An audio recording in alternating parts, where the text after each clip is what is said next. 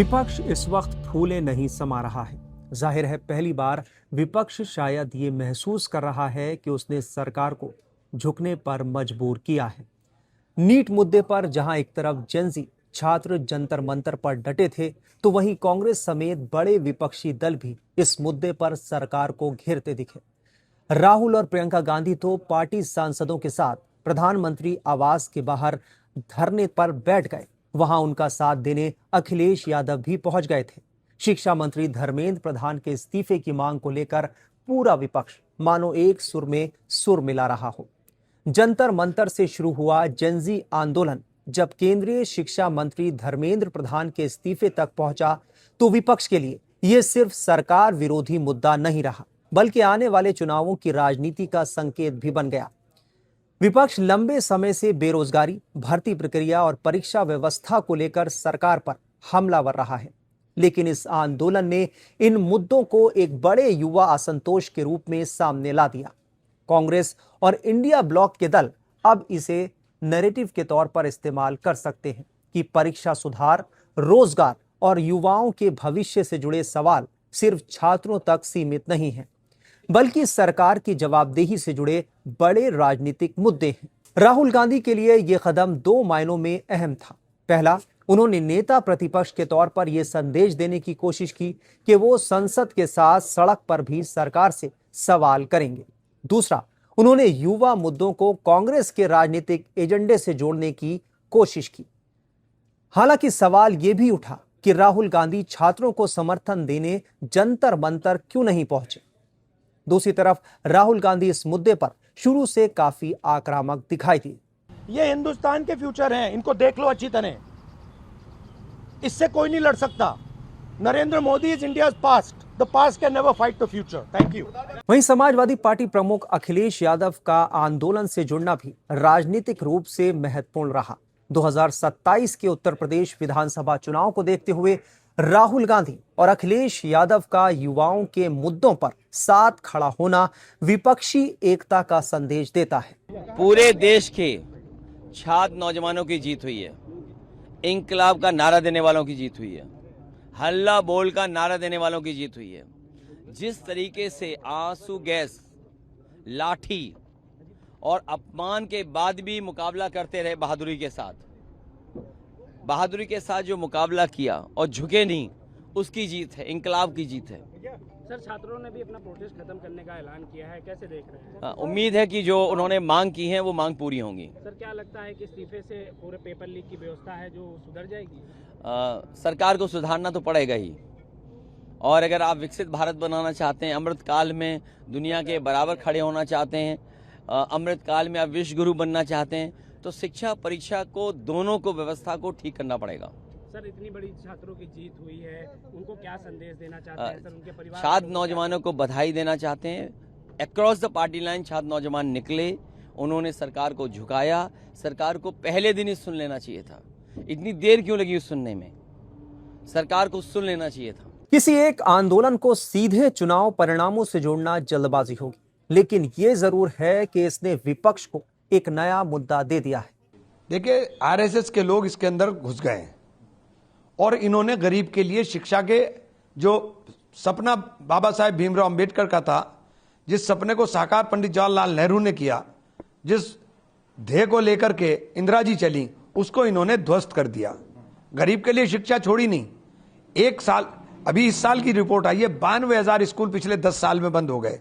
जिस देश के अंदर 6.5 लाख गांव हो, वहां 92,000 स्कूलों का बंद होना अपने आप में एक बहुत बड़ा प्रश्न चिन्ह शिक्षा व्यवस्था पर लगता है। हालत यह कर दी कि सिलेबस हर साल चेंज हो जाता है।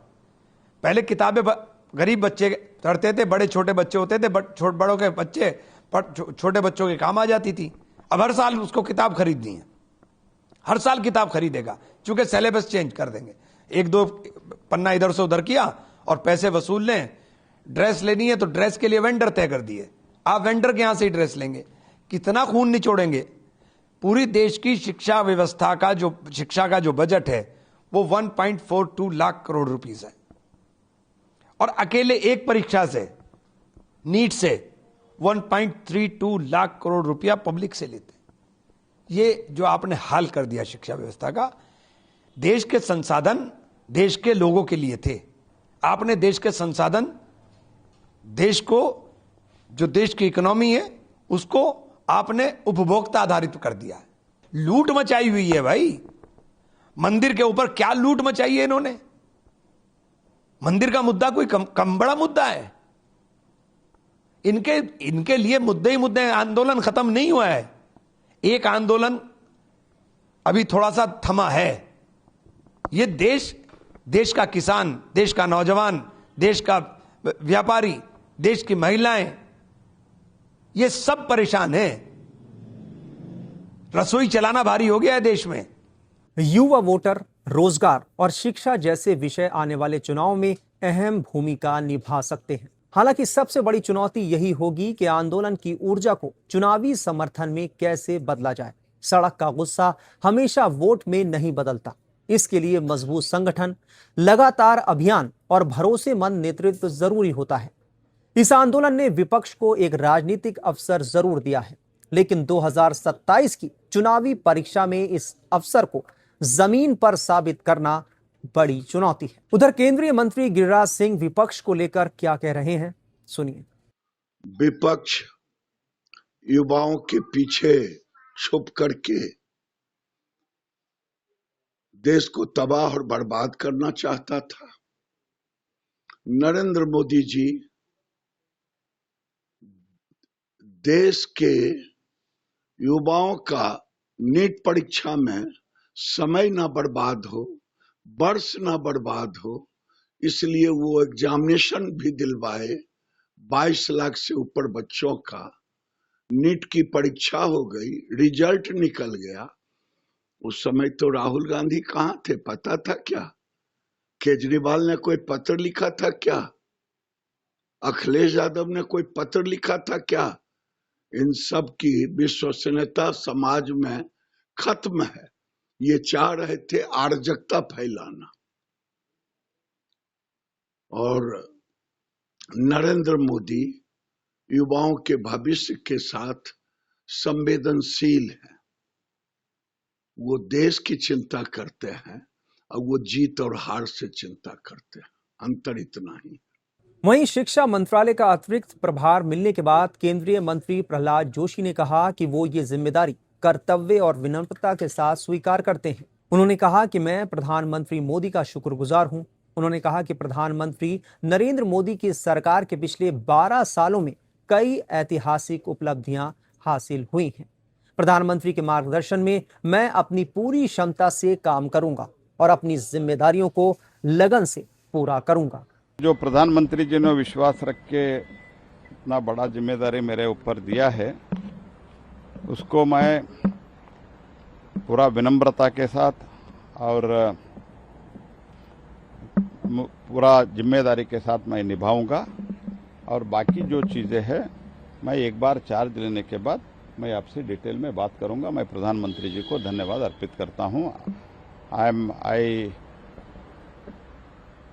thank Honorable Prime Minister for giving such a huge responsibility, and with a great trust he has assigned this responsibility to me. I can only say at this moment, under his guidance, under his leadership, I will perform and I will try to come to his expectation in this particular department, and I will with full strength I will try to work with all humility and honesty, and I thank Honorable Prime Minister giving such responsibility. In detail I will talk to you after taking the charge. Lok Sabha में सोमवार को केंद्रीय मंत्री Jitendra Singh paper leak रोकने को लेकर लाए जाने वाले अमेंडमेंट बिल को पेश करेंगे। केंद्र ने पब्लिक एग्जामिनेशन यानी गलत तरीकों से बचाव एक्ट में बड़े बदलावों का प्रस्ताव दिया है, ताकि पेपर लीक और परीक्षा में गड़बड़ी के लिए तेजी से जांच, समय पर सुनवाई और सख्त सजा सुनिश्चित की जा सके। बता दें कि यह मोदी सरकार के 12 साल के कार्यकाल में कैबिनेट सदस्य का दूसरा ऐसा इस्तीफा है।